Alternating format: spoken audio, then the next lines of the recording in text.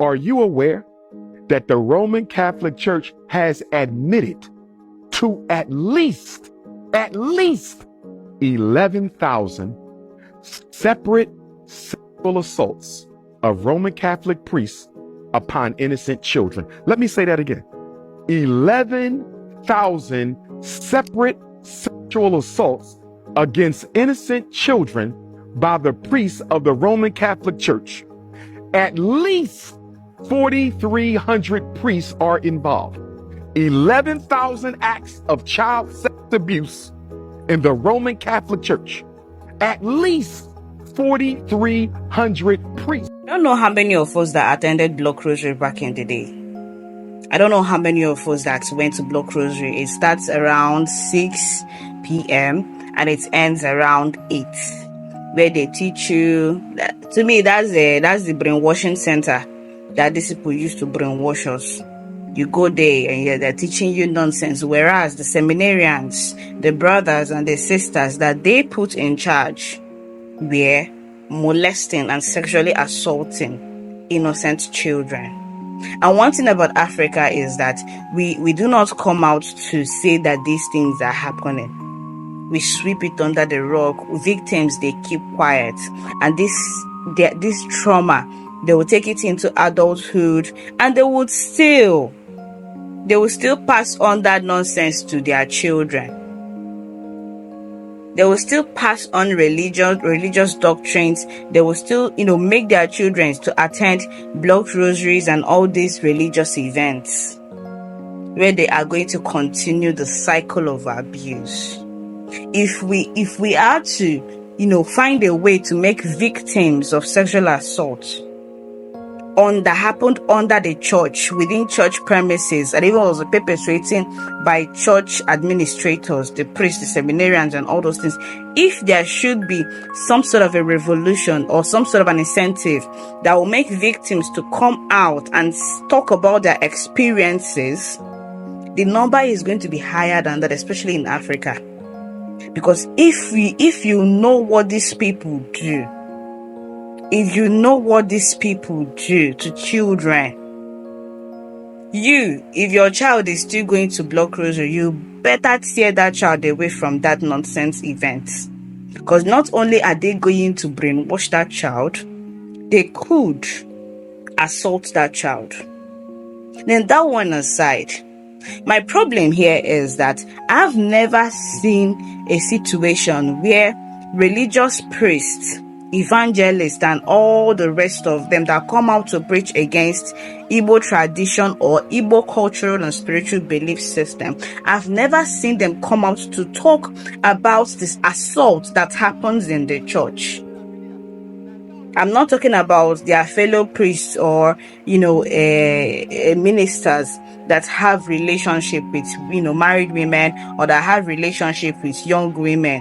I'm talking about assault.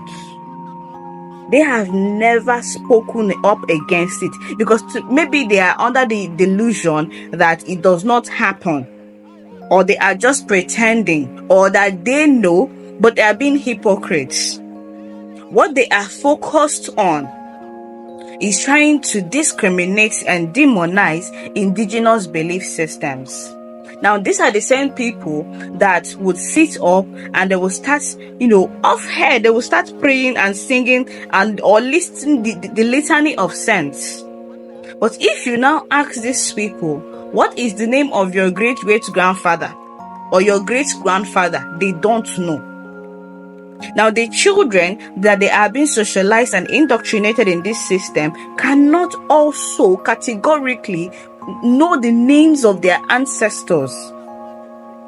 But you see a child as young as 8-10 could say the litany of saints without any handbook or manual.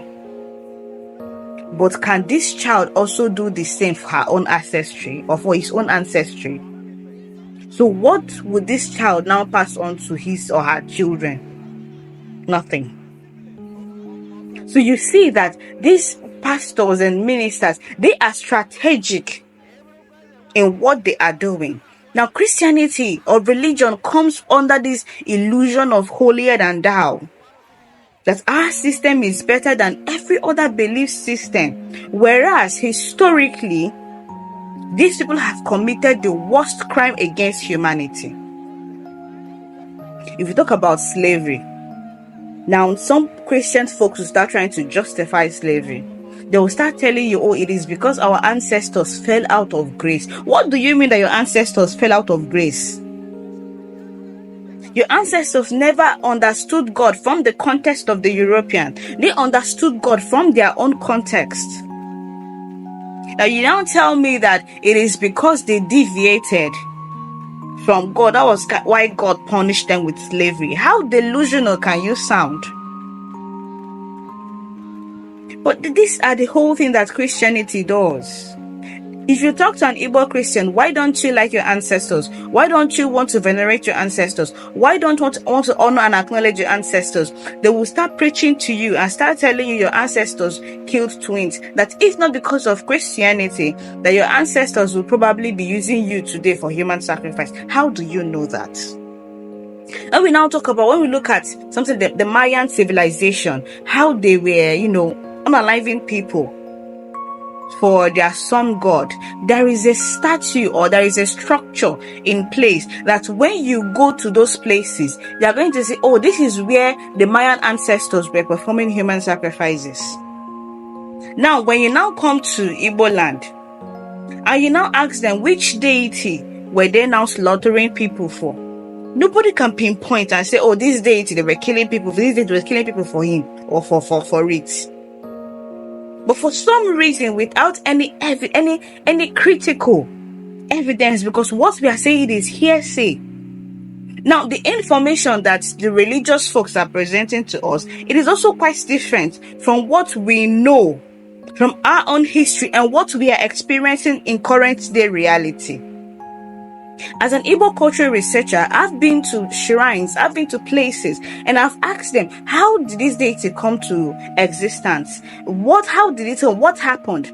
They've shared some historical context, some stories. And 90% of the shrines that I've gone to see these things and ask these questions for myself, none of them has ever told me, oh, that there is an ancestor or there is somebody that they unalived, that they killed and used that person for human sacrifice. This is because I'm able to get this information in current day. Now, for them to now say, oh, they have to kill people, unalive people, and sacrifice people to make that deity or that shrine active. In current day situation, we still practitioners go to these shrines to acknowledge that deity, perform whatever they want to perform. And the deity is still active, even without anything about killing anybody. And then you now talk to the Ezemo or the Ezane and you ask questions. What does this deity abhor? And they will say, oh, this deity has a taboo that is associated with human blood. You don't kill or give this deity human sacrifice. There are some animals you don't even give the deity. It has some specific animals that you sacrifice to that deity, which also becomes one of the reasons why women do not serve in the capacity of Akajofo to deities. Because a woman could menstruate. Now, a menstruating woman, it is as if when a menstruating woman comes before a deity to offer any kind of offering or sacrifice, it is as if you are feeding that deity with that human blood. So women are removed from serving in the capacity of chief priest, Ezemo or Akajofo to a deity. But we do not have these informations because we have allowed Christian ideologies to wrap our head up, to wrap our brains in such a way that we don't even know our indigenous identity. And we now believe their hocus pocus. We believe their illusion, their delusion, that their system is better than our own or it is holier than us. So Africans, in the Igbo, we need to revert. We need to start from the beginning, from the rudimentary, and build ourselves up. And mind you, when we're talking about going back to our roots or to our indigenous system, we are not saying that we should go and start living our lives based on how our ancestors lived their life. but rather we are saying, what are those things that our ancestors used to make their life better? What did they experience? How were they able to figure out how to live without modern technology, without a lot of things that we are using today? And how can we adopt their principles to make our today better than theirs? So these are the questions. We have natural resources that we are not making use of. Why can't we make use of those natural resources?